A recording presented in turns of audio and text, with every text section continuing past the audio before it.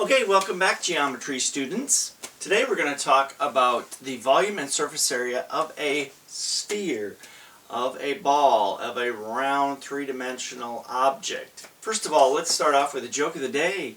Hey, why did the plant hate math? Plants hating math. Why? How come? Because it gives them square roots. Oh, yeah. Plenty more of those coming up. Okay, volume and surface area. Let's start off with surface area. If you look at a softball or a baseball, you see the seams, and really it's made of two pieces. It kind of looks like that. One piece, the other piece, and they fold together to make a circle.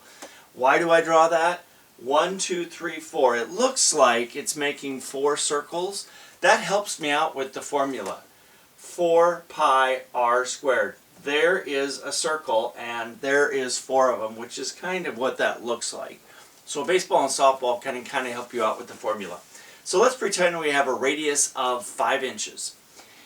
We will put that in the formula. 5 is going to go right there. Radius is the key for spheres. I mean, if you know that, you can figure out both of them pretty easily. You're going to square that, that's 25. Times 4, that's 100. So you have 100 pi times 3.14159. Rounds off to about 3.1. I'm going to put 1/6 in there because I want you guys to have your answer rounded to the nearest hundredth. So I'm going to put 1/6 in there. Okay, now let's look at the volume of a sphere. Crazier formula. I don't have a great anecdote there for this, so this is one that you would just have to memorize. It's 4/3 or 4/3 pi r cubed. It's three-dimensional. Helps you out. It's doing volume, so that's why it's a 3. This is the surface area, which is two-dimensional. That's why that's 2. That might help you out. Let's go with that same radius of 5. So we put the 5 right in there. 4/3 pi 5 cubed. You got a bunch of numbers to deal with. 5 cubed is 125. There it shows up. 4 times 125 is 500. You still got your 3 on the bottom.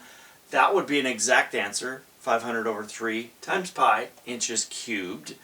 And if you put it in a calculator, you would get about 523.6. Maybe we'll go back to, I kind of like, let's just go back to rounding our final answer to the nearest tenth.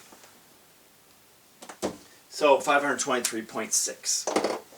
Okay, now what I want, this is what you're going to be doing for your assignment. We are going to, or you are going to take 3 balls, 3 spheres somewhere around your house or in your garage or whatever, different sizes obviously, and we want to know the volume and the surface area based on just measuring the circumference, which is the distance around. I would recommend that you get a string. You can take one out of your shoe if you wanted to, so no reasons not to have a string. We'll go all the way around. It's a bit of a guess, but I've got that there. I got it marked in between my fingers. And I am going to just set it on a ruler here to see how long it is. And I have got a little bit more than 12. 12 and 1/8. So I want to show you how, 12 and 1/8 is a little more accurate than 12. So try to be as accurate as you can. I will erase this and kind of go through that problem. We'll kind of do it like this. We'll do surface area first. So our radius is 12 and 1/8. 1 divided by 8 is 0.125, so I'm going to write all that out there. 4 times pi times my, I got to back up here a little bit. Back up.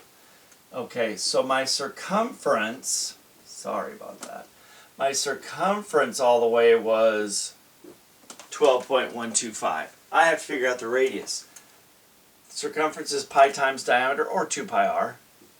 So I will take 12.125 and divide it by pi. And I will get the diameter then. I have that written down. The diameter is 3.859. 3.859. And then to get that to be radius, I need to split it in half. So don't forget to cut that in half. If you have 2 pi r in here, then the 2 shows up there. Maybe you might want to do that to help you out. So that is what our radius is, 1.93. I'll write that up here Radius is 1.93 because we'll be using that for both of these. So I'll just go ahead and erase that. Now we know the radius. Remember I said that really is the key. 1.93. Don't forget to square it. So when you put that in, you get surface area 46.81. We'll go with 46.8. That is the area. So that is squared. Now let's do volume. I think the hardest part about volume is remembering that formula. Once again, if you know the radius, you are good to go. Don't forget to cube it this time. So 1.93 times 1.93 times 1.93 times 4 times pi, and then I always hit the equal button, and then finally I divide by 3. And when I do that, I get 30.1. And I was in inches. You could be in whatever you want, but make sure you label it. If you're in centimeters, make sure you label it centimeters, cubed or squared, or inches. I can't imagine you do anything more than that probably, unless you had a really big beach ball. You might do feet, like 3.5 feet or something. Okay, so that's going to be your task, is to find 3 balls, get a string, measure all the way around. Don't forget, once you have that number, that is a circumference. You will need to divide it by pi to get the diameter, and then divide that by 2 to get the radius, and then you can start plugging it in. Okay, so good luck with that. We'll see you soon. Be safe, and have a great day.